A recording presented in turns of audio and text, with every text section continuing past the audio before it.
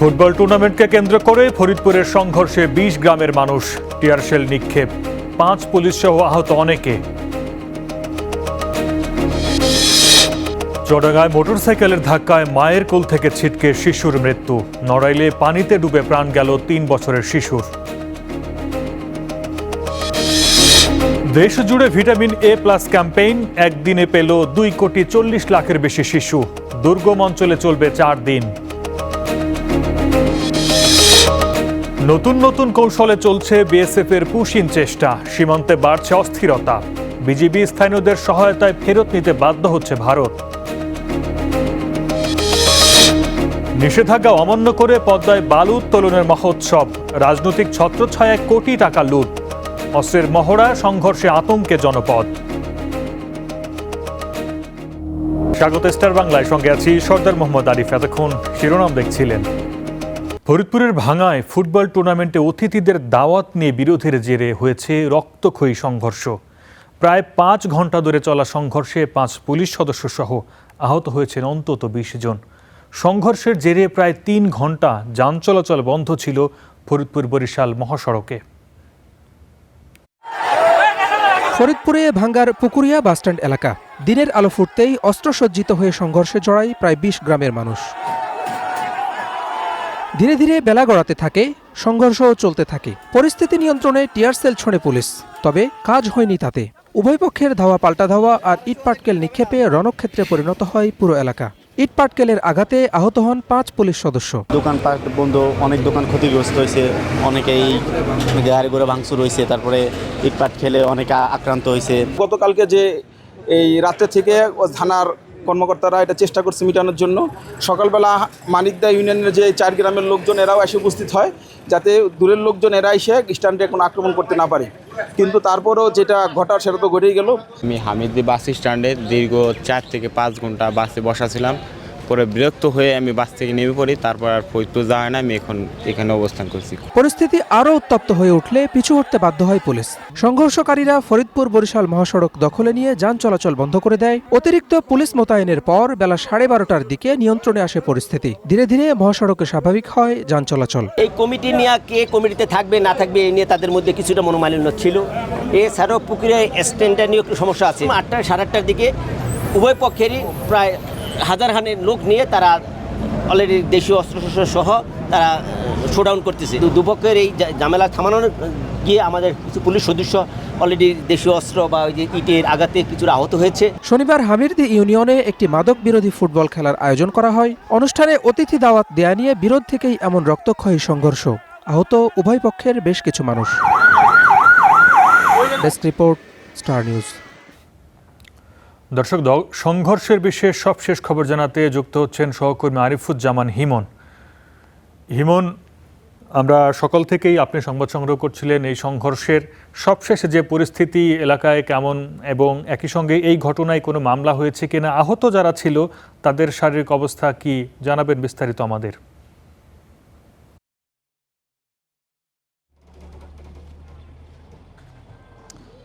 আর সকাল থেকে আমরা আসলে এই ঘটনাস্থলে আছি। এখন পরিস্থিতিটা কিছু একেবারেই স্বাভাবিক।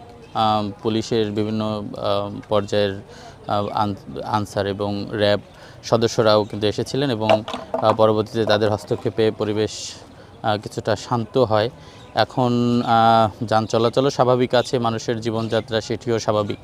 মূলত এই ঘটনাটি যদি বলা যায় যে গতকালকে থেকেই একটি উত্তেজনাপূর্ণ অবস্থা কিন্তু তৈরি হয়েছিল এই পুরো এলাকা জুড়ে, এবং এখানে মোট 2টি ইউনিয়নের প্রায় 16টি গ্রাম কিন্তু এই সংঘর্ষের শেষ মুহূর্ত পর্যন্ত আসলে জড়িয়ে পড়েন। আমরা একটু ক্যামেরায় দেখাবো যে এই এখনও কিন্তু সেই সংঘর্ষের যে ধ্বংসস্তূপ এটি কিন্তু এখনও আছে। আমরা স্থানীয় কয়েকজনের সাথে কথা বলে যেটা জানতে পেরেছি যে এই সংঘর্ষ ঘটার কয়েকটি বিষয় আসলে তারা বলছিলেন যে প্রথমত মাদক বিরোধী একটি আলোচনা সভা, সেই সভাতে কাদের নাম দেওয়া হবে কমিটিতে, সেই বিষয়টা নিয়ে একটি মনোমালিন্য চলছিল স্থানীয় পর্যায়ে। তারপর এই যেই দুই পক্ষের সাথে আসলে সংঘর্ষ হয়েছে এটি তাদের একটি পূর্ব বিরোধের জেরও ছিল এবং একটি আধিপত্য বিস্তারের ঘটনাও ছিল যে তারা কে কার পেশি শক্তি কত বেশি এটি কিন্তু তারা এর আগেও নানান সময় বিভিন্ন সংঘর্ষে আসলে তারা জড়িয়ে পড়েন। এখানে যেটা আমরা স্থানীয়দের সাথে কথা বলে জানতে পারি যে কখনো তুচ্ছ ঘটনাকে কেন্দ্র করে একটি দুইটি পরিবার এরপর হচ্ছে পুরো গ্রাম কিন্তু এই সংঘর্ষে আসলে নেমে পড়েন। আমি যেই ফরিদপুরের যে ভাঙা উপজেলার যেই পুকুরিয়া বাস স্ট্যান্ড এলাকা সেই এলাকাতে এখনও আছি। দেখছেন যে এখনও কিন্তু এই এলাকা পুরোটাই থমথমে পরিবেশ বিরাজ করছে এবং মানুষের জীবনযাত্রা কিছুটা হলেও স্বাভাবিক অবস্থায় ফিরে এসেছে। এই ঘটনায় পুলিশের সাথে আমরা যখন কথা বলেছি পুলিশের তো 5 থেকে 6 জন সদস্য গুরুতর আহত হন। তাদের অবস্থা এখন কিছুটা সন্তোষজনক এমনটা কিন্তু পুলিশের পক্ষ থেকে আমাদেরকে জানানো হয়েছে এবং এটি আসলে পুলিশের পক্ষ থেকে পুলিশ বাদী হয়ে একটি মামলা দায়ের করবেন এমনটা কিন্তু আসলে ভাঙা থানার অফিসার ইনচার্জ তিনি আমাদেরকে জানিয়েছেন। তবে এখন পর্যন্ত আসলে মামলার কোনো রেকর্ড হয়েছে কিনা এটির তথ্য আসলে এখন পর্যন্ত আসলে পাওয়া যায়নি। আর এই ছিল আসলে ফরিদপুরের পুকুরিয়া বাস স্ট্যান্ড এলাকায় চলমান সংঘর্ষের সর্বশেষ খবর আমার কাছে। ধন্যবাদ হিমন। ফরিদপুর থেকে যুক্ত হয়েছিলেন সহকর্মী আরিফুজ্জামান হিমন, জানাচ্ছিলেন সংঘর্ষের খবর সবশেষ। চুয়াডাঙ্গায় ভিটামিন এ ক্যাপসুল খেয়ে ফেরার পথে মোটরসাইকেলের ধাক্কায় মায়ের কোল থেকে ছিটকে এক শিশুর মৃত্যু হয়েছে। দুপুরে দামনহদা উপজেলার চিতলাদেশ ভাটার সামনে এই দুর্ঘটনা ঘটে। পুলিশে জানায় ভিটামিন এ ক্যাপসুল খাওয়াতে শিশু স্বর্ণাকে নিয়ে দামনহদা উপজেলা স্বাস্থ্য কমপ্লেক্সে যান মা ও তার নানি। পরে ভ্যানে করে বাসায় ফেরার পথে একটি মোটরসাইকেল তাদের ভ্যানটিকে ধাক্কা দেয়। এতে শিশু স্বর্ণা মায়ের কোল থেকে ছিটকে সড়কের উপর পড়ে যায়। একই সঙ্গে তার নানি সাজেদা খাতুনও ভ্যান থেকে পড়ে আহত হন। তাদের উদ্ধার করে চুয়াডাঙ্গা সদর হাসপাতালে নিলে চিকিৎসক মৃত ঘোষণা করেন স্বর্ণাকে।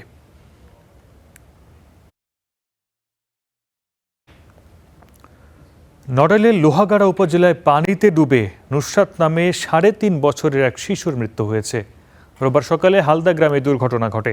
জানা গেছে খেলার সময় শিশুটি বাড়ির পাশের পুকুরে পড়ে যায়। পরিবারের লোকজন খোঁজাখুঁজি শুরু করলে এক পর্যায়ে পুকুরে অজ্ঞান অবস্থায় উদ্ধার করা শিশুটিকে। পরে তাকে দ্রুত হাসপাতালে নিলে চিকিৎসক মৃত ঘোষণা করেন।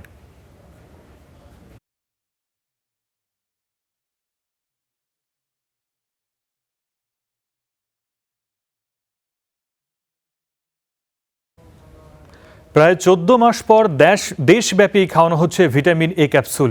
সকাল 8টা থেকে বিকেল 4টা পর্যন্ত চলা এই কর্মসূচিতে প্রায় 2.5 কোটি শিশুকে এ ক্যাপসুল খাওয়ানো হয়। এছাড়া দেশের দুর্গম এলাকাগুলোতে আগামী 4 দিন পর্যন্ত চলবে বিশেষ এই কর্মসূচি। 1 বছরের বেশি সময় পর আবার চালু হলো ভিটামিন এ প্লাস ক্যাম্পেইন। রোববার 6 থেকে 59 মাস বয়সী শিশুদের খাওয়ানো হয় ভিটামিন এ ক্যাপসুল। দেশজুড়ে কর্মসূচি শুরু হয় সকাল 8টায়। রাজশাহীর নগর ভবনে কার্যক্রমের উদ্বোধন করেন সিটি কর্পোরেশনের প্রশাসক মাহফুজুর রহমান। এর মাধ্যমে সিটি কর্পোরেশনের অধীনে 384টি কেন্দ্রে একযোগে শুরু হয় ক্যাম্পেইন। হাম রুবেলা নামে যে ভয়ঙ্কর একটি রোগ ব্যাধি সেটি বাংলাদেশে কিন্তু এখনো কিছু চলমান রয়েছে। আমরা চাই দেশের আগামী দিনে যে ভবিষ্যৎ যে শিশু সেই শিশুদেরকে নিরাপত্তা দিতে। লক্ষ্মীপুরে কর্মসূচির উদ্বোধন করেন পৌরসভার প্রশাসক সম্রাট খিসা। জেলায় এবার 3,19,000 শিশুকে ভিটামিন এ ক্যাপসুল খাওয়ানো হয়। এছাড়া মাগুরা, জামালপুর, নেত্রকোনা, নোয়াখালী সহ সারা দেশে একযোগে চলে এ কর্মসূচি। এর মাধ্যমে সুস্থ নিরোগ প্রজন্ম গড়ে তোলার আশা সংশ্লিষ্টদের। এই টিকা খাওয়ানোর ফলে বাচ্চাদের হামের প্রকোপ কমে যাবে, রক্তাঙ্গ হবে না, ডায়রিয়া নিউমোনিয়া থেকে বাচ্চা হবে। এজন্য মাথুরা আমাদের ক্ষেত্রে নিয়ে আসুন। বিকেলে দিনের কর্মসূচি শেষ হলেও আগামী 4 দিন 12টি জেলার দুর্গম এলাকায় চলবে বিশেষ সার্চিং কর্মসূচি। এর মাধ্যমে নিশ্চিত করা হবে ক্যাপসুল খাওয়ানো। Jannatun Bipa, Star News. প্রশ্ন ফাঁস নিয়ে কেউ বিভ্রান্তিকর বা মিথ্যা তথ্য ছড়ালে তার বিরুদ্ধে কঠোর ব্যবস্থা নেওয়ার হুঁশিয়ারি দিয়েছেন শিক্ষামন্ত্রী আনম এহসানুল হক মিলন। রোববার সকালে সিলেটের জালালাবাদ গ্যাস ভবন অডিটোরিয়ামে মতবিনিময় সভায় এই মন্তব্য করেন তিনি। সিলেট শিক্ষা বোর্ড এবং সিলেট অঞ্চলের মাদ্রাসা ও কারিগরি শিক্ষা বোর্ডের উদ্যোগে এই সভার আয়োজন করা হয়। শিক্ষামন্ত্রী বলেন, এবারের পরীক্ষায় প্রশ্নপত্র ফাঁসের কোনো সুযোগ নেই। প্রযুক্তি নির্ভর মনিটরিং ব্যবস্থার কারণে নকল নিয়ন্ত্রণে আনা সম্ভব হয়েছে বলে দাবি করেন তিনি। সিসি ক্যামেরার মাধ্যমে পরীক্ষা কেন্দ্রগুলো ডিজিটালি পর্যবেক্ষণ করা হচ্ছে বলেও জানান শিক্ষামন্ত্রী। এ সময় তিনি বলেন, 9টি সাধারণ শিক্ষা বোর্ড একসঙ্গে প্রশ্নপত্র তৈরি করলে মাদ্রাসা ও কারিগরি বোর্ডেও আগামীতে সাধারণ বিষয়ের অভিন্ন প্রশ্নপত্র প্রণয়নে যুক্ত হবে।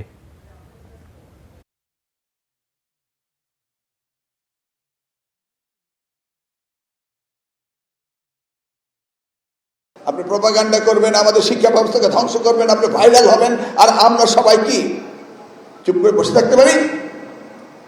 প্রশ্নপত্র আউট হবে না, কিন্তু বিভ্রান্তিকর নিউজ দিবেন, এটা কি বিচার হতে হবে না?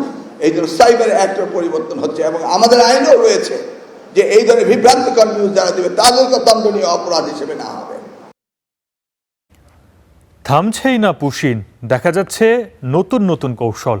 সীমান্তে বাড়ছে অস্থিরতা। গেল 3 দিনে মেহেরপুরে 2 সীমান্ত দিয়ে অন্তত 15 জনকে পুশিনের চেষ্টা করেছে ভারতীয় সীমান্তরক্ষী বাহিনী বিএসএফ। তবে বিজিবি ও স্থানীয়দের বাধার মুখে ফেরত নিতে বাধ্য হয়েছে তারা। মেহেরপুরের শেওড়াতলা সীমান্ত, চারিদিকে ঝোপঝাড়, বাঁশবাগান আর জমিতে উঁচু ফসল। গেল 25 জুন ভোরে এই সীমান্ত দিয়ে নারী, পুরুষ ও শিশুসহ 12 জনকে পুশিনের চেষ্টা করে বিএসএফ। পরদিন একই সময়ে পাশের ধলা সীমান্ত দিয়েও 3 জনকে পুশিনের চেষ্টা রুখে দেয় বিজিবি ও স্থানীয়রা। সীমান্তবর্তী মানুষেরা বলছেন, নতুন নতুন কৌশলে পুশিন অব্যাহত রেখেছে বিএসএফ। একই সীমান্ত দিয়ে নয়, নতুন নতুন জায়গা চিহ্নিত করে পুশিনের চেষ্টা করছে তারা। বেছে নেওয়া হচ্ছে রাত 3টা থেকে ভোরের আলো ফোটা পর্যন্ত মধ্যকার সময়। এই সময় বন্ধ করে দেওয়া হচ্ছে সীমান্তের আলো। মানুষ যখন ঘুম ঘুম ভাব আসে, সারা রাত ডিউটি করার পরে ক্লান্ত হয়ে যায়, ঘুম ঘুম ভাব আসে, কেউ নামাজে যায়, কেউ একটু রেস্ট নেয়, ওই সময়টা তারা সুযোগটা মানে কাজে নেওয়ার চেষ্টা করছে। ওখানে তালা ওরা বন্ধ করে দিছে, তখন তো আপনার অন্ধকার হয়ে গেছে। তখন যদি পার্টি দেয় তাহলে সাধারণ জনগণের কি করার আছে আর বিজিবি কি করা আছে? পাটের ভিতরে চলে আসছে, বুঝছেন, এই জায়গার সামনে পড়ছে না, বুঝছেন, আমাদের মেন সীমান্ত দিয়ে সবাইকার পাট। সীমান্তে এমন অস্থিরতা ভাবিয়ে তুলছে স্থানীয়দের। শূন্যরেখায় নিজ জমিতে কাজ করতে গিয়ে ভয় পাচ্ছেন কৃষকরা। নিজের জমিতে যদি কাজ করে তাও গুলি করবে বলে ভয় লাগছে। সবসময় বিএসএফ তারা তাদের উপর অতর্কিত হামলা করে কিনা, গুলি করে কিনা, এই হতাশায় আমরা ভুগতেছি। বিজিবি বলছে, সীমান্তবর্তী মানুষের মাঝে সচেতনতা সৃষ্টিতে কাজ করা হচ্ছে। উঁচু ফসলের বিকল্প নিয়েও ভাবছেন তারা। স্থানীয় লোকজনের সাথে আমাদের কোলাবোরেশন বলেন, সবগুলা ক্ষেত্রেই আসলে এখন আমরা মোটামুটি আগের চাইতে অনেক বেশি গভীরভাবে এবং আরও অনেক বেশি কৌশলী কার্যকারীভাবেই পদক্ষেপগুলো নিয়েছি। বিশ্বাস যে এরা সফল হবে না।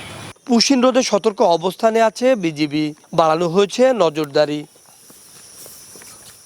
Rashiduzzaman, star news, Meherpur.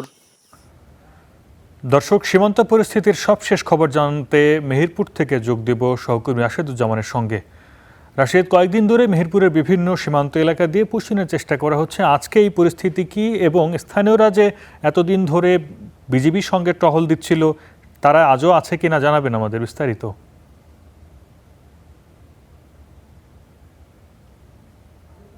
গেল যে 2 দিন ধরে নতুন করে যে গতকালকে থেকে পুশিনের কোনো ঘটনা ঘটেনি, তবে 2 দিনের আগে যে 3 দিন, সেই 3 দিন কিন্তু নিয়মিত পুশিনের ঘটনা ঘটেছে এবং মেহেরপুরের 2টি সীমান্তে দিয়ে প্রায় 12 জনকে পুশিন করার চেষ্টা করে এবং সেটি বিজিবি স্থানীয়দের সহায়তায় সেটি রুখে দেয়। কিছুক্ষণ আগে আমরা এই যে সীমান্তে দাঁড়িয়ে আছি, খালপাড়া সীমান্তে, সেই সীমান্তের ঠিক শূন্য রেখায় যে পিলারটি রয়েছে, সেই পিলারে বিএসএফ এর একটি প্রতিনিধি দল, বেশ কয়েকজন, প্রায় 8-10 জনের মতো একটি প্রতিনিধি দল এখানে এসেছিলেন এবং এই পিলারটা তারা পরিদর্শন করে পাশের যে সড়ক রয়েছে সেই সড়ক দিয়ে তারা কিন্তু আবার ভারতের ভূখণ্ডে প্রবেশ করেছে। অর্থাৎ বিএসএফ এর যে নিয়মিত যে টহল জোরদার হয়েছে এটি দেখলে বোঝা যায়। কারণ আমরা অন্য সময় যেটি দেখি যে শূন্য রেখা পর্যন্ত বিএসএফ কখনোই এভাবে দল বেঁধে আসতে দেখি নাই, কিন্তু আজকে এটা কিছুক্ষণ আগে যেটি দেখলাম, বিএসএফ এর দল বেঁধে তারা শুধু এসেছেন এবং বাংলাদেশি ভূখণ্ডের পাশ দিয়েই তারা আবার ভারতের ভিতর দিকে চলে গেছেন। অর্থাৎ বোঝা যাচ্ছে যে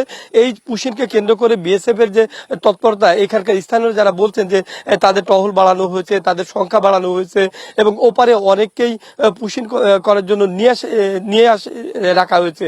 তো সেটা সত্যতাও আজকে পেলাম যে তারা পুরো সদস্যরা, তারা পুরো দল ধরেই কিন্তু তারা বাংলাদেশি ভূখণ্ডের পাশেই তাদের টহল চলে আসছে, অর্থাৎ তাদের টহল জোরদার করেছে। অন্যদিকে বিএসএফ বিজিবির যেটিও আমরা দেখেছি, বিজিবি গতকালকে থেকে যেটি দেখছি যে বিভিন্ন পয়েন্টে বিশেষ করে নতুন নতুন রুটে তারা কিন্তু পুশিনের ঘটনা ঘটছে। ঠিক যে রুটগুলো তাদের পুশিনের সম্ভাবনা রয়েছে সেই রুটগুলো তাদের টহল জোরদার করেছে। পাশাপাশি যে স্থানীয় যারা রয়েছেন তাই স্থানীয়দের তারা সম্পৃক্ত করার চেষ্টা করছেন এবং টহল নিয়মিত রাত থেকে শুরু করে দিনের টহল তারা বাড়ানোর চেষ্টা করছে। বিশেষ করে ভোরের দিকে সাধারণত যে পুশিনের ঘটনাগুলো ঘটছে সেই আলাদাভাবে সেই ভোর রাত 3টা থেকে ভোর পর্যন্ত টহলের যে নজরদারি সেটি আরো বাড়ানো হয়েছে।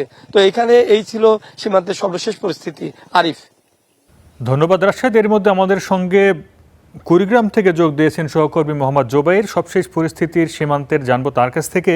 জোবাইর, আমরা কয়েকদিন ধরে খবর পাচ্ছিলাম রৌমারী সীমান্তে 13 দিন ধরে 3 যুবক আটকা ছিল, তাদের সবশেষ অবস্থা কি? এবং একই সঙ্গে জানাবেন কুড়িগ্রামের আর কোন কোন সীমান্তে ঝুঁকিপূর্ণ এলাকা আছে যেখান দিয়ে পুশিনের চেষ্টা করে থাকে বিএসএফ, সেই সীমান্ত এলাকাগুলোর সবশেষ কি অবস্থা আছে?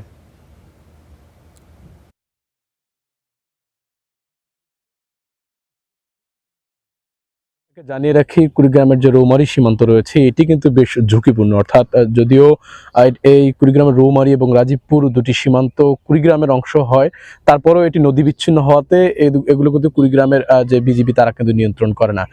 অর্থাৎ ব্যাটালিয়ন 25 জামালপুর যে বিজিবি রয়েছে তারা কিন্তু এগুলো পরিচালনা করে। এই সীমান্তে আজকে প্রায় 14 দিন পেরিয়ে 15 দিনে অতিবাহিত হলো উত্তেজনা কিন্তু মোটেই কমছে না। মধ্যখান থেকে কিছু কিছু বিচ্ছিন্ন খবর আমরা পেয়েছি।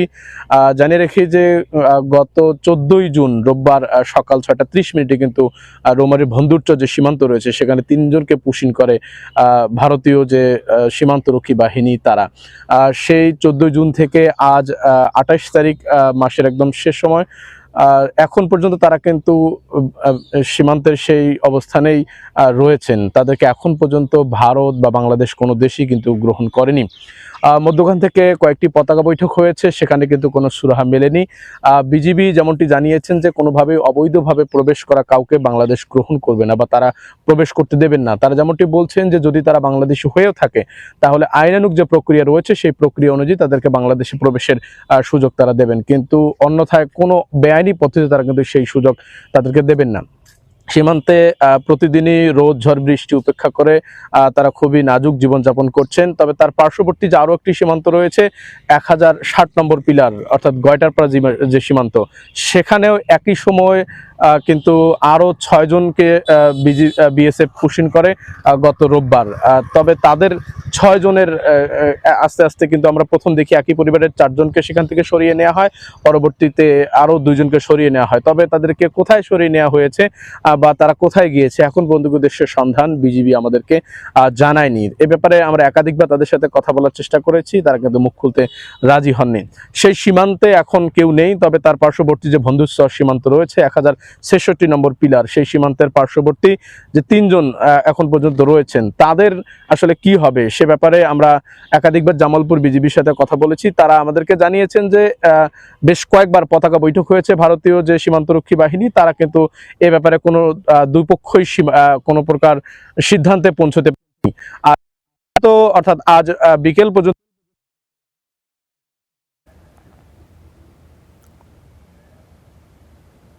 ধন্যবাদ জোবায়ের। সীমান্ত পরিস্থিতির খবর জানাতে কুড়িগ্রাম এবং মেহেরপুর থেকে যোগ দিয়েছিলেন সহকর্মীরা। চট্টগ্রাম, রাজশাহী, খুলনা ও সিলেটে ভিসা অ্যাপ্লিকেশন সেন্টার চালু করা হয়েছে, নেওয়া হচ্ছে আবেদন। এতে স্বস্তি ফিরেছে ভ্রমণ পিপাসুদের মাঝে। তবে এখনও বন্ধ বগুড়া, বরিশালের অ্যাপ্লিকেশন সেন্টার। প্রায় 2 বছর বন্ধ থাকার পর আবার শুরু হলো ভারতের ভ্রমণ ভিসা দেয়া।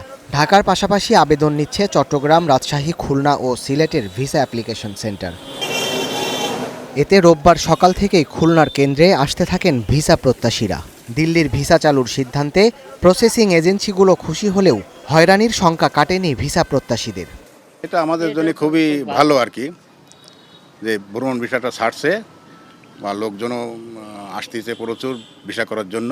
আমরা খুবই আনন্দিত এবং আমরা অনেক সাড়া পাচ্ছি, কিন্তু আমাদের ইন্ডিয়ান এম্বাসির কাছে একটাই প্রত্যাশা, আমাদের এই স্লটটা যেন একটু বেশি করে দেয়, যাতে আমাদের লোকজন উপকৃত হয়। আবেদন নিচ্ছে রাজশাহী ভিসা সেন্টারও। অনলাইনে আবেদনের পর নির্ধারিত দিনে সেখানে হাজির হতে হবে আবেদনকারীদের।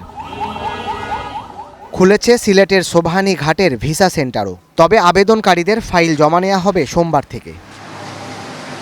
এদিকে এখনও বন্ধ বগুড়া ও বরিশালের ভিসা দেয়া। 5 আগস্ট রাজনৈতিক পট পরিবর্তনের পর বাংলাদেশিদের জন্য ভারতের ভ্রমণ ভিসা বন্ধ ছিল।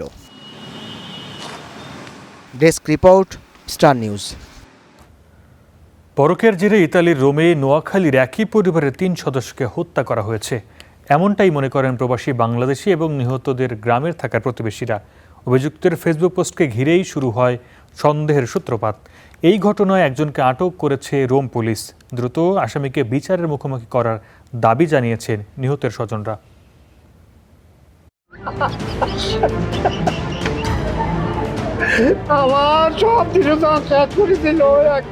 প্রবাসী নৃশংস হত্যাকাণ্ডের বলি একই পরিবারের 3 সদস্য। দেশে শোকাহত স্বজনরা, কান্না আর আহাজারিতে ভারী পুরো এলাকা। ইতালির রোমে প্রাণ গেছে নোয়াখালীর কোম্পানিগঞ্জ উপজেলার কামাল উদ্দিন বাবুল, তার স্ত্রী মমতাজ বেগম আর তাদের 5 বছরের কন্যা আরিশার। বুকের ধন হারিয়ে পাগল প্রায় বাবুলের বাবা।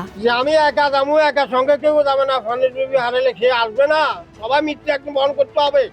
নৃশংস হত্যাকাণ্ডের নেপথ্যে কারণ নিয়ে নিশ্চিত নন কেউই। তবে রোমে থাকা অন্য বাংলাদেশি প্রবাসীদের দাবি, পরকীয়ার জেরে এই হত্যাকাণ্ড ঘটিয়েছেন নোয়াখালীর আরেক প্রবাসী শাহাদাত হোসেন। বাবির সম্বন্ধে বাবুল মেয়ের ওয়াইফের ওর মনে শাহাদাতের সাথে সম্পর্ক ছিল, এটা এখানে আমি শুনতেছিলাম। এই সেই ওইখানে কথার মধ্যে তার কথা কাটাকাটির মধ্যে এক পর্যায়ে শাহাদাত এই ক্যাম্প করে ফেলছে আর কি। আপনার হত্যাকাণ্ডের আগে দেয়া শাহাদাতের একটি ফেসবুক পোস্ট এখন পুরো এলাকায় আলোচনায়। দেশে থাকা তার মা আর ছোট ভাইয়ের দাবি, গত 4 বছর ধরে শাহাদাতের সাথে যোগাযোগ নেই পরিবারের। 4 বছর আগে জায়গা সম্পত্তি এগুলা বাড়িঘর বিক্রি করি এই লন্ডন চলে গেছে। এখন কোনো 4 বছর কোনো যোগাযোগ নেই আমাদের সাথে, ফ্যামিলির সাথে। পুতে নাতিয়ে বেশি কিনি যাই, বউ কইছে কত আশা দিছে, অন বেশি কিনি যাই যে নিয়ে নে হুতুর দা বহুত দেন কোন জায়গাতে আছে কোন জায়গাতে আছে, কিন্তু আর আমি জানি না। এই ঘটনায় জড়িত সন্দেহে একজনকে আটক করেছে রোমের পুলিশ। তবে আটক ব্যক্তি সন্দেহভাজন শাহাদাত হোসেন কিনা তা এখনও নিশ্চিত হওয়া যায়নি। Desk report, star news. পারিবারিক কলহের জেরে জয়পুরহাট সদরে দুর্গাদাহ এলাকায় এক গৃহবধূকে পিটিয়ে হত্যার অভিযোগ উঠেছে। এ ঘটনার পর অভিযুক্ত স্বামীকে আটক করেছে পুলিশ। স্থানীয় সূত্রে জানা যায়, রোববার ভোরে ওই গৃহবধূ সেলাই মেশিন কিনতে চাইলে তার স্বামীর সঙ্গে কথা কাটাকাটি হয়। এক পর্যায়ে স্বামী রাজকুমার তার স্ত্রী বন্দনা রানীকে মারধর করেন। এতে গুরুতর আহত হয়ে ঘটনাস্থলে মৃত্যু হয় তার। খবর পেয়ে পুলিশ ঘটনাস্থল থেকে মরদেহটি উদ্ধার করে হাসপাতালে মর্গ পাঠায়। তদন্ত করে প্রয়োজনীয় ব্যবস্থা নেওয়ার আশ্বাস দিয়েছে আইনশৃঙ্খলা বাহিনী।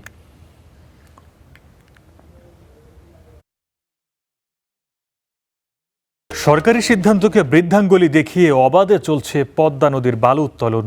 হাতে নেওয়া হচ্ছে কোটি কোটি টাকা। অবৈধ ব্যবসার আধিপত্য ধরে রাখতে চলে অস্ত্রের মহড়া, সংঘাত আর সংঘর্ষ। ঘটছে প্রাণহানিও। অবৈধ বালু বাণিজ্যের নেপথ্যে রাজনৈতিক ছত্রছায়া আর প্রশাসনের উদাসীনতাকে দুষছেন স্থানীয়রা।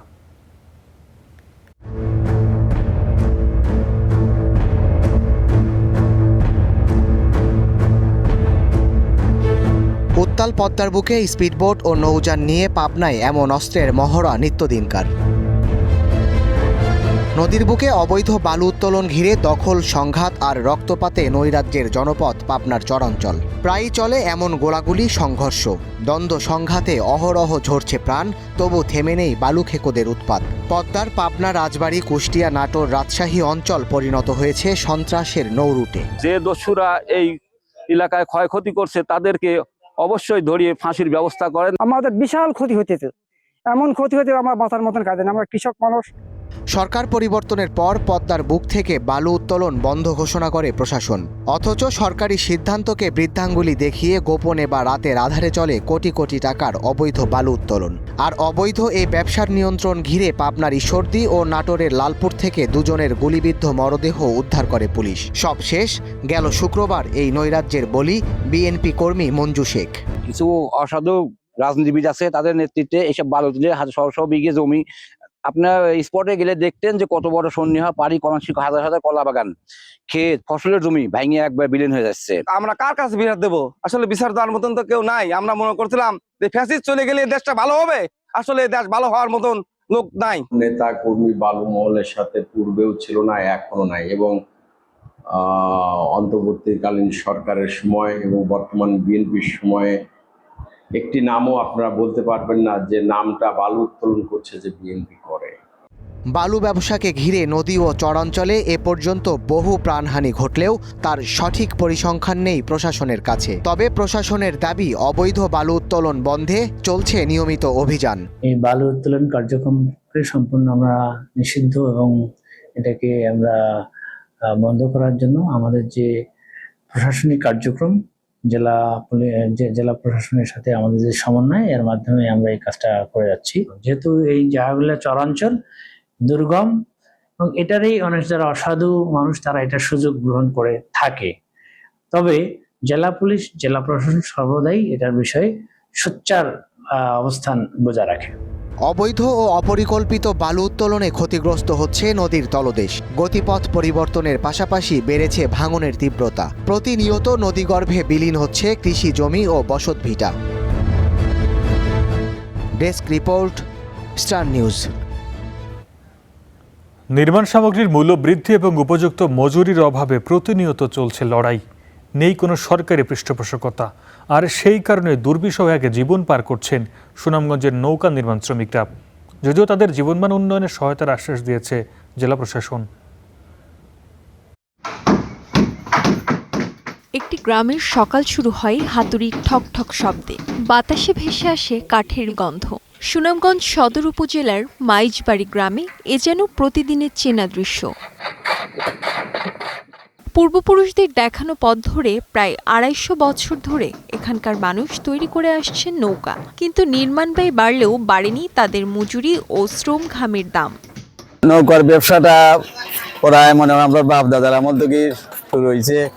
আমরা এই নৌকার ব্যবসার মাঝে আমরা আসলে বেনিফিট হয় না। সিজনে 2 মাস আমরা ব্যবসা করি, আর বাকি মাস আমরা বয়ে থাকি। এটা আমরা ভাই পুষে না। শুধু সুনামগঞ্জে নয়, সিলেট, হবিগঞ্জ, মৌলভীবাজার, নেত্রকোনা ও কিশোরগঞ্জ সহ দেশের বিভিন্ন জেলাতে বিক্রি হয় এসব নৌকা। নৌকার দাম তো আগে তো কম ছিল, এখন বর্তমানে বাড়তি। এখন একটা নৌকার দাম 25,000, 26,000, 27,000, 28,000, 30,000 পর্যন্ত আছে। অন্য অন্য জায়গায় নৌকা নিলে তার দেওয়া লাগে, সে তার দিতে গিয়ে আরো সময় যায় এবং কাজ নষ্ট হয়। আর এখানে গুণ মানগত অনেকে ভালো, অন্য অন্য দিক থেকে সব দিকে এখানে মোটামুটি আলহামদুলিল্লাহ ভালো পাওয়া যায়। ক্ষুদ্র এই কুটির শিল্পকে টিকিয়ে রাখতে প্রয়োজনীয় উদ্যোগ নেবার কথা জানান সংশ্লিষ্টরা। আমাদের যে উদ্যোক্তা উন্নয়ন প্রশিক্ষণ রয়েছে, 5 দিনব্যাপী শিল্প উদ্যোক্তা উন্নয়ন প্রশিক্ষণ, সেই প্রশিক্ষণের মাধ্যমে এই এলাকার যারা নৌকার সাথে জড়িত যারা উদ্যোক্তা আছেন তাদেরকে উন্নত প্রশিক্ষণ প্রদান করার ব্যবস্থা রয়েছে। এছাড়া তারা যদি বিসিকে আসেন এবং তারা শর্ত সাপেক্ষে বিসিকের যে শর্তগুলো রয়েছে সেই শর্তগুলো যদি তারা পালন করেন, তাহলে সেই অনুযায়ী শর্ত সাপেক্ষে তাদেরকে ক্ষুদ্র ঋণ প্রদান করার সুযোগ রয়েছে। এদিকে প্রশাসনের পক্ষ থেকে দেওয়া হয়েছে সহযোগিতার আশ্বাস। আমাদের এখানেও যদি অল্প কিছু পাহাড়ি এলাকায় আমাদের যে নৃগোষ্ঠী যারা আছেন, সো তাদের যে লাইফস্টাইল, তাদের প্রতিদিনের যে মোড অফ লাইফ বা লাইফস্টাইলটা, সেটাই যেন সংরক্ষিত থাকে। সেখানে পর্যটকরা যেন সেখানে সেটিকে ডিস্টার্ব না করে, তো সেই জন্য আমরা লোকাল প্রশাসনকে আমরা নির্দেশনা দিব। হাওড়ের লাখো মানুষের জীবন আর জীবিকার সঙ্গী এই নৌকা ও নৌকার নির্মাতাদের জীবনমান উন্নয়নে উপযুক্ত সরকারি পৃষ্ঠপোষকতা প্রয়োজন বলেও মত দেন সংশ্লিষ্টরা। Desk report, star news. দর্শক, সামাজিক যোগাযোগ মাধ্যমে তুরাগ নদীতে মরদেহ উদ্ধার ঘিরে ছড়িয়ে পড়া তথ্যের বিষয়ে ডিএমপি মিডিয়া সেন্টারে ব্রিফ করছেন ঢাকা মেট্রোপলিটন পুলিশের অতিরিক্ত পুলিশ কমিশনার মোহাম্মদ নজরুল ইসলাম। আমরা সরাসরি যাচ্ছি সেখানে।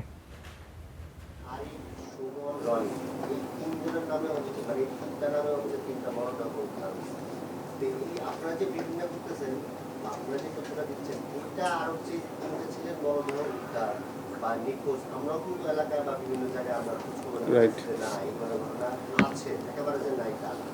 যাদের মরদেহ উদ্ধার হয়েছে তাহলে এগুলো কি বা একটা মামলা হয়েছে কিছুক্ষণ আগে হচ্ছে জেলা পুলিশ হচ্ছে ব্রিফিং করছে, তারা কি দুজনের নাম উল্লেখ করছে যে দুজনের নাম বলা হয়েছে, একজন হচ্ছে সুমন আর একজন হচ্ছে রনি। এই যে দুজন উদ্ধার হলো আপনি কিছু হচ্ছে না, আসলে মূল ঘটনাটা কি? না, মানে এই যে দুজন উদ্ধার হয়েছে এরাই বা কেন উদ্ধার হয়েছে বা এরা কি আমি আমার বক্তব্য আমি মনে করি যে ডিএমপির অধিক্ষেত্রের মধ্যেই আমি সীমাবদ্ধ থাকতে চাই। আমার ডিএমপির মধ্যেই কোনো বক্তব্য মানে এই ধরনের ঘটনা ঘটেনি, বাট আমি একটা ঘটনার কথা জেনেছি, সেটা আমি আপনাদের সঙ্গে শেয়ার করেছি, সেটিও ডিএমপির অধিক্ষেত্রের বাইরে। সো আমার মনে হয় যে আমি ডিএমপির ভিতরে এই ধরনের কোনো ঘটনা বা লাশ কোনো উদ্ধার হয়নি। এই বিষয়ে যারা অনুসন্ধান,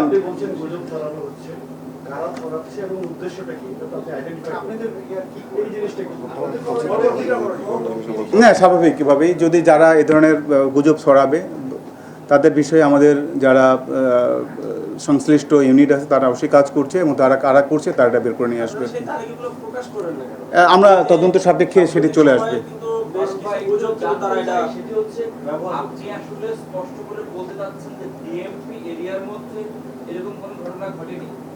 এক্স্যাক্টলি। আচ্ছা, এরকম ঘটনা ডিএমপির এরিয়ার ভিতরে ঘটেছে এমন কোন তথ্য কি গুজব আকারে ছড়িয়েছে? না, ডিএমপি এরিয়ার ভিতরে ঘটেছে এরকম কোনো গুজব, যদিও এই গুজবটা ডিএমপি সংশ্লিষ্ট করে গুজবটা ছড়ানো হয়েছে, এই জন্য আমরা আজকে এই প্রেস ব্রিফিং করছি আর কি। আমরা যতদূর দেখলাম সেটি তো আসলে পুরা নদীর কথা বলা হচ্ছে আশুলিয়া সাভার এলাকায়। আজকে 1 ঘন্টা আগেই ঢাকা জেলার এসপি ব্রিফিং করে তিনি বলেছেন রনি এবং সুমন নামে দুজনের মরদেহ পুলিশ উদ্ধার করেছে, পরিবার মামলা করেছে, সেই বিষয়ে তারা বক্তব্য দিয়েছে। এক্স্যাক্টলি। আপনাদের ব্রিফিংটা আসলে স্পেসিফিক কোন বিষয়? আমাদের ব্রিফিংটা হচ্ছে জনমনে বিভিন্ন ধরনের গুজব ছড়ানো হচ্ছে যে এটা ডিএমপির ঘটনা থেকে এরা মারা গিয়েছে, ডিএমপির পুলিশ বা বিভিন্নভাবে ডিএমপির লোকজন এটাই এই ধরনের, বাট এটা একেবারেই বানোয়াট গুজব। এই জন্যই আজকে জনমনে এই বিভ্রান্তি দূর করার জন্য আমরা এই প্রেস ব্রিফিং করছি। দর্শক, ডিএমপির মিডিয়া সেন্টার থেকে সরাসরি যুক্ত ছিলাম আমরা। ময়মনসিংহের গফরগাঁয়ে ঐতিহ্যবাহী পাগলা এলাকার নাম পরিবর্তন করে আদর্শনগর করার উদ্যোগ ঘিরে ক্ষোভ ছড়িয়েছে। এলাকাবাসীর অভিযোগ, তাদের মতামত না নিয়েই এবং গণশুনানি ছাড়াই নাম পরিবর্তনের প্রস্তাব মন্ত্রণালয়ে পাঠিয়েছেন সংসদ সদস্য। পাগলা নামে বহাল রাখার দাবিতে আন্দোলনে নেমেছেন স্থানীয়রা। ময়মনসিংহের গফরগাঁওয়ের শাহ মিসকিন মাজার, ভক্ত অনুসারীদের কোলাহল, মিলন মেলা, আধ্যাত্মিক গান আর জিকিরে সব সময় থাকে এমন পরিবেশ। বহু বছর আগে পাগল আর আল্লাহর অলিদের আগমনের কারণে এলাকাটি পাগলা নামেই পরিচিত। 8টি ইউনিয়ন নিয়ে গঠিত দক্ষিণ গফরগাঁওয়ের অঞ্চলটিকে উপজেলা করার নির্বাচনী প্রতিশ্রুতি ছিল ময়মনসিংহ 10 আসনের সংসদ সদস্য মোহাম্মদ আখতারুজ্জামান বাচ্চুর। আমি কথা দিচ্ছি, আমি বাচ্চু যদি আপনাদের রায়ে যদি আমি নির্বাচিত হই, পাগলাকে উপজেলা করবই। প্রতিশ্রুতি অনুযায়ী উপজেলা গঠনে কাজ শুরু করলেও পাগলা নাম পরিবর্তন চেয়ে গত 30 মার্চ মন্ত্রণালয়ে ডিও লেটার দিয়েছেন তিনি, যেখানে উপজেলার নাম আদর্শনগর রাখার প্রস্তাব দেওয়া হয়েছে। পাগলা নামটা নিয়ে যে কেউ বিব্রত হয়, নামটা কারোর পছন্দ ছিল না, তো এখন এই নামটা একটা গফরগাঁওয়ের আদর্শনগর, একটা সুন্দর নাম, সবাই মিলে ঠিক করে দিয়েছে। এরপরেই ছড়িয়েছে বিক্ষোভ। প্রাচীন এই নাম পরিবর্তন করতে রাজি নন এলাকাবাসী, পাগলা নামেই চান উপজেলা। এইখানে ছিল একজন পাগল আর ওইখানে থাকতো 5 জন অলি, এই দুইটা মিলাইয়া দিছে পাগলা ভাঁচুলি। রোজার ইফতার পার্টির মধ্যে বলছে, হ্যাঁ ওই ভাষণ দেখেছে এবং কইছে যে পাগলা ডিউ লেটার দিয়েছি, পরে উনি যে এটা এলো কথা। আমাদের যে জমির খাজনা খারিজ এগুলো আমাদের পাগলা নামে, আমাদের যে ভোটার আইডি কার্ড এগুলা পাগলার নামে। কোনো গণশুনানি হয় নাই, যদি হইতো তাহলে তো আমরা অবশ্যই জানতাম। এ বিষয়ে প্রশাসনের স্মারকলিপিও দিয়েছেন এলাকাবাসী। 15টা ইউনিয়নের মধ্যে কোনো চেয়ারম্যান নেই, আমরা প্রশাসক আছেন। তো আমরা যে আইন শৃঙ্খলা কমিটি প্লাস আমাদের যে মাসিক সমন্বয় মিটিংয়ের যে কমিটি আছে, তো 2টা কমিটি যারা কমন সদস্য আছে, মানে 2টা কম্বাইন করে আমরা বিশেষ মিটিং দিয়ে সেই মিটিংয়ের মতামত সহ আমরা এটা জেলা প্রশাসক স্যারের কাছে পাঠিয়েছি। আমরা গণশুনানি করে নাম নির্ধারণ করে আমাদেরকে প্রেরণ করা হয়েছে। এখন পর্যন্ত আমাদের কাছে ওই নামের বিষয়ে কেউ অভিযোগ করেনি এবং আমি উপজেলা পর্যায়েও জানি যে উপজেলা নির্বাহী অফিসারের কার্যালয়েও কেউ লিখিত কোনো অভিযোগ বা কোনো কিছু দাখিল করেনি। বর্তমানে নতুন উপজেলা গঠনের প্রস্তাবনাটি প্রশাসনিক পুনর্বিন্যাস কমিটিতে ওঠার অপেক্ষায় রয়েছে। Sadikur Rahman, Star News, Mymensingh. হাওড় অঞ্চলে 1 মাসের মাছ ধরা নিষেধাজ্ঞা শেষ হচ্ছে আজ। তবে প্রশাসনের প্রস্তুতির ঘাটতি এবং সরকারি সহায়তা না মেলার নিষেধাজ্ঞা মানেননি জেলেরা। স্থানীয় মৎস্য কর্মকর্তারা বলছেন, প্রথমবারের মতো এই উদ্যোগ সফল করতে হলে জেলেদের সহায়তা নিশ্চিত করা প্রয়োজন ছিল। দেশের আমিষের বড় একটি উৎস মাছ, আর সেই মাছের যোগান আসে হাওড় অঞ্চলের খালবিল ও নদীনালা থেকে। একটা সময় প্রচুর মাছ পাওয়া গেলেও এখন বদলেছে সেই পরিস্থিতি। জলাশয় ভরাট ও কারেন্ট জালের অবাধ ব্যবহারে দিন দিন কমছে দেশীয় মাছের উৎপাদন। নিষেধাজ্ঞা যে দিচ্ছে এটা কিন্তু পাবলিক বা জেলেরা মানে না, কারণ তারা সহযোগিতা করতে হইব, তারা একটু দেখতে হইব। এই আইন প্রতিপালন করতে গেলে প্রথমত সচেতনতা বৃদ্ধি করতে হইব, এবং যারা মূলত জেলে আছে মাছ ধরে তারা জীবিকা নির্বাহ করে, এরার লাগিয়া বিকল্প একটা ব্যবস্থা করা লাগবে সরকারের।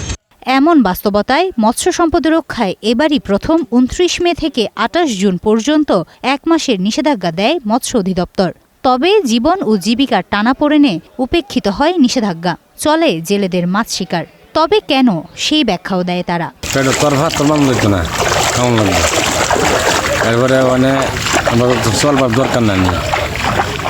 না, আমরা কি করে খাইতাম, মাছ নিষেধ দিলে আমরা কেন বাঁচাম। কাজ লাগবো, যদি মাছ ধরতে পারি না আমরা বাচ্চা কাচ্চা ভালো মহিলা খান, মাছ ধরা বন্ধ হলে তো কাজ একটা দিতে হবে সরকার।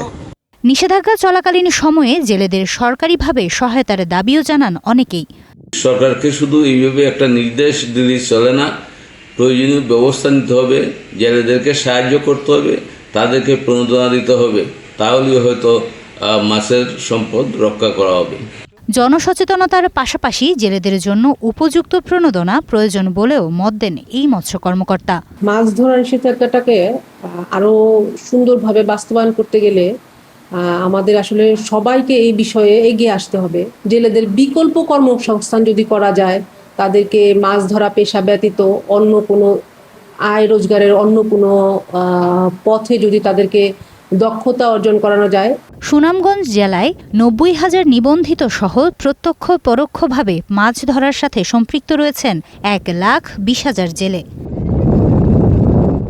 Desk report, star news. বিশ্বকাপ ফুটবলের উন্মাদনা ছড়িয়ে পড়েছে সারা দেশে। মাঠে ঘাটে সবখানে আড্ডার আলোচনার কেন্দ্রে এখন ফুটবল উন্মাদনার খবর জানতে আজকে যাব সুনামগঞ্জে। সেখানে আমাদের জন্য ফুটবল প্রেমীদের নিয়ে অপেক্ষা করছেন সহকর্মী আমির মাহবুব। আমির, আজকে আর্জেন্টিনা দল জিতেছে, সবশেষ উন্মাদনা কেমন দেখছেন ভক্তদের মাঝে, জানাবেন বিস্তারিত।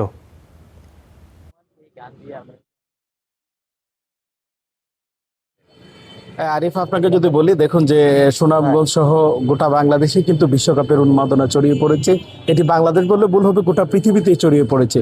তবে বাংলাদেশের মধ্যে ব্রাজিল আর্জেন্টিনার মধ্যে একটি বিশেষ ব্যাপার থাকে। আমরা আজকে দু দলের সমর্থকদেরই আমাদের সাথে যুক্ত করেছি। আমরা প্রথমে আর্জেন্টিনার কাছে যেতে চাই। আপনারা যদি একটু বলেন যে আজকে তো আপনারা জিতলেন, আপনাদের অনুভূতি যদি এক কথায় প্রকাশ করেন। শুনেন, আর্জেন্টিনা হচ্ছে ফুটবল বিশ্বের একটা পরাশক্তি। এই শক্তিকে আসলে দমিয়ে রাখা যাবে না। গড়ে কাপ আছে, কেউ নিতে পারবে না। আরেক যারা হেসকা মেসকায় আসছে, এরা ওই যে আগামীকালকে যে খেলা আছে জাপানের সাথেই, তারা বাড়ি থেকে বিদায় হয়ে যাবে। অর্থাৎ আর্জেন্টিনার গড়ে কাপ আছে, এই কাপ মেসির কাছেই থাকবে। আমরা একটু ব্রাজিলের কাছে যেতে চাই, যদি একটু শর্ট করে বলেন একবারে। আমি যেটা বলবো যে আর্জেন্টিনা শুধু গায়ের জোরে কথা বলে, ঠিক আছে? যারা সমর্থক আছে তারা গায়ের জোরে কথা বলে। আপনি যদি ইতিহাস টানেন তাহলে ব্রাজিলের অহরহ ইতিহাস আছে আর্জেন্টিনার চেয়ে অনেক এগিয়ে আসে। তবে আমরা হেক্সা মিশনে নেমেছি, আমরা অবশ্যই এবার বিশ্বকাপ নেব, এটা আমাদের। যেটি আসলে বলছেন যে এখান থেকে হেক্সা মিশন এবং তাদের ঘরে যে কাপ আছে সেই কাপ তারা ঘরেই রাখবেন, এবং ব্রাজিল বলছে তাদের বিশ্বকাপ তারা এবার হেক্সা মিশন পূরণ করবে। এই ছিল সুনামগঞ্জ থেকে বিশ্বকাপ নিয়ে সর্বশেষ। ধন্যবাদ আমির মাহবুব। এই ছিল স্টার বাংলা। এবার যাচ্ছে স্টার চট্টগ্রামে ফারিহা সাজনীর কাছে। আরিফ, আপনাকে ধন্যবাদ। আমন্ত্রণ স্টার চট্টগ্রামের সাথে আছি আমি ফারিহা সাজনীন। শুরুতেই জানাবো সংবাদ শিরোনাম। জ্বালানির দাম বাড়ায় বিপাকে তৈরি পোশাক খাত, কমছে প্রতিযোগিতার সক্ষমতা।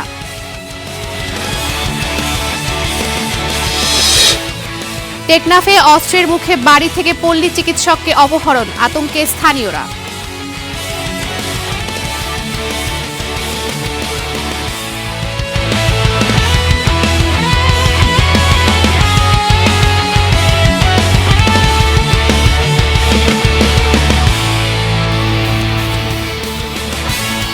দেখছিলেন সংবাদ শিরোনাম, এবার বিস্তারিত।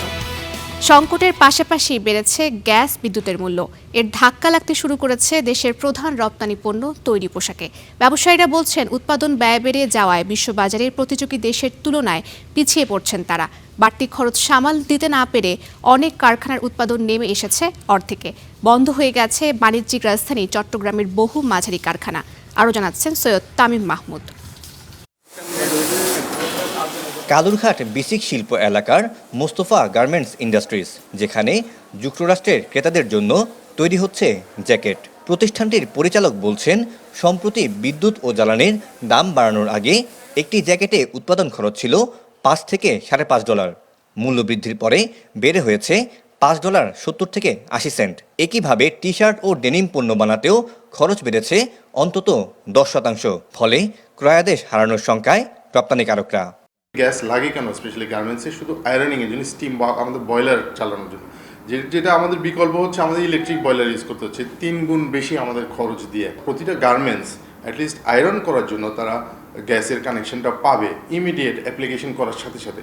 এটা অবশ্যই এটা আমাদের কস্টিংয়ে অনেক হেল্প করবে এবং আমাদের গার্মেন্টসের যে কম্পিটিটিভনেস সেটা অনেক বাড়িয়ে দেবে। খাত সংশ্লিষ্টদের দাবি, বিশ্বের বিভিন্ন দেশে খরচ বাড়লেও প্রতিযোগী ভিয়েতনাম, ভারত, চীন সহ অন্যান্য দেশগুলো নানা খাতে ভর্তুকি দিয়ে তাদের পোশাক খাতকে স্থিতিশীল রেখেছে। কিন্তু বাংলাদেশের চিত্র ঠিক উল্টো।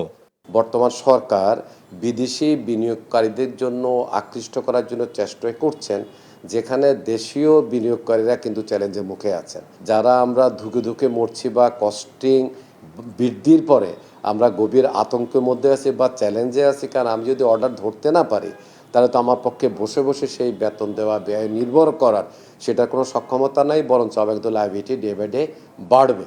প্রধান এই রপ্তানি খাতকে টিকিয়ে রাখতে হলে নিরবিচ্ছিন্ন গ্যাস ও বিদ্যুৎ সরবরাহ নিশ্চিত করার পাশাপাশি নীতিগত ও শুল্ক সহায়তা বাড়ানোর দাবি ব্যবসায়ীদের।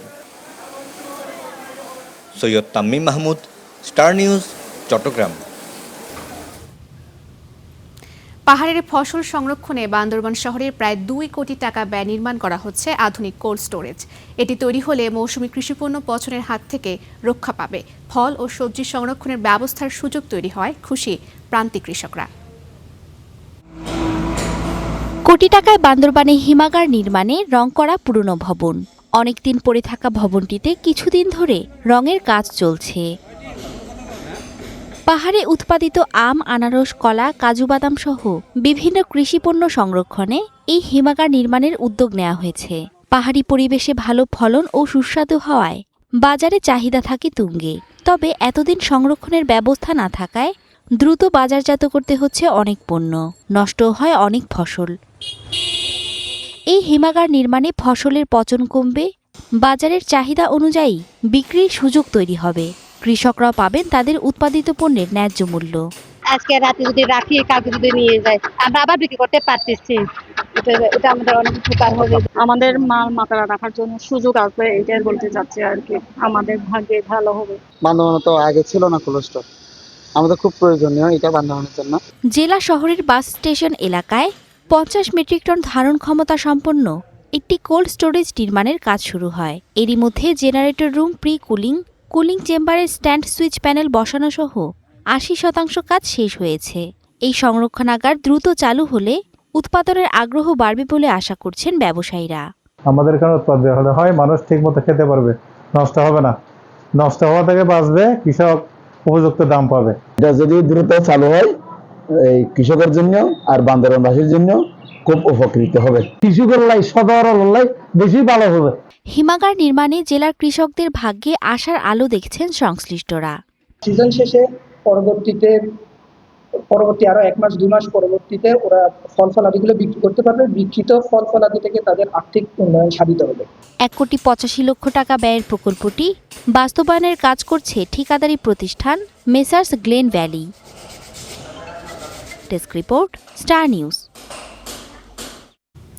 চট্টগ্রাম বন্দরের এনসিটি ও সিসিটি সহ গুরুত্বপূর্ণ স্থাপনা দেশি বিদেশি প্রতিষ্ঠানের কাছে ইজারা দেওয়ার উদ্যোগের বিরোধিতা করেছে বন্দর রক্ষা কমিটি। সকালে চট্টগ্রাম প্রেস ক্লাবে আয়োজিত সংবাদ সম্মেলনে সংগঠনটির নেতারা 5 দফার দাবি তোলেন।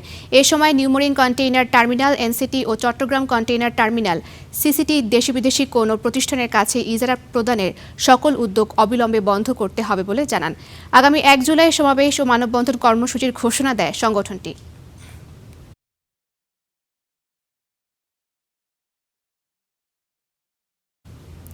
টেকনাফে অস্ত্রের মুখে বাড়ি থেকে এক পল্লী চিকিৎসককে অপহরণের অভিযোগ উঠেছে। পুলিশ জানায় দুপুর 1টার দিকে নোয়াখালিয়া জুম্মাপাড়া এলাকায় একদল সশস্ত্র সন্ত্রাসী ডক্টর কামাল উদ্দিনের বাড়িতে প্রবেশ করে। পরে অস্ত্রের মুখে জিম্মি করে তাকে অপহরণ করে নিয়ে যায়। এ সময় স্থানীয়রা বাধা দেওয়ার চেষ্টা করলে তাকে প্রাণনাশের হুমকি দেওয়া হয়। খবর পেয়ে পুলিশ ঘটনাস্থল পরিদর্শন করেছেন। অপহৃত চিকিৎসককে উদ্ধারের চেষ্টা চলছে বলে জানিয়েছে পুলিশ।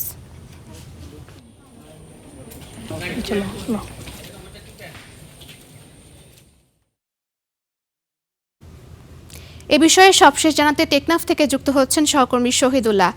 শহীদ, অপহরণের সঙ্গে জড়িত কারো পরিচয় জানা গিয়েছে কিনা এবং এ বিষয়ে পুলিশ কি বলছেন, জানাবেন বিস্তারিত।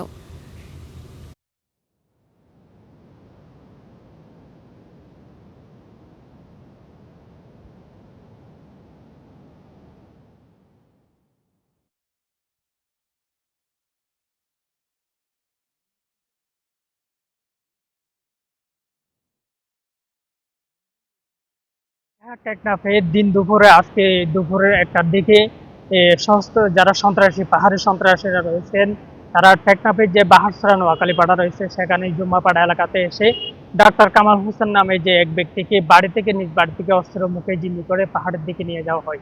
পরবর্তীতে তারা তার যে ডাক্তার কামাল হোসেন রয়েছেন তার ছেলে খবর পাওয়ার পরে পুলিশকে খবর দেয়। খবর দেওয়ার পরে টেকনাফ মডেল থানা পুলিশের একটি দল ঘটনাস্থলে এসেছেন। আসার পরে তারা যে পাহাড়ি পাদদেশে রয়েছে সেখানে বিভিন্ন জায়গায় অভিযান পরিচালনা করেছে। অভিযানের পরে তারা কাউকে এখনো পর্যন্ত তাকে যে ভিকটিম রয়েছে তাকে এখনো উদ্ধার করতে পারেননি এবং যারা অপহরণকারী রয়েছেন তাদেরকেও আটক করা সম্ভব হয়নি। আমরা যে পুলিশের সাথে কথা বলছিলাম তারা বলছেন যে তারা ঘটনাস্থলে বিভিন্ন জায়গায় অভিযান পরিচালনা করেছে। অভিযানের পরে তাকে উদ্ধার সম্ভব হয়নি বলে আমরা স্থানীয়দের সাথে কথা বলছিলাম। তারা বলছেন যে তাদেরকে। শহীদ, আপনাকে ধন্যবাদ। এই ছিল স্টার চট্টগ্রামে। এতক্ষণ সঙ্গে থাকার জন্য ধন্যবাদ।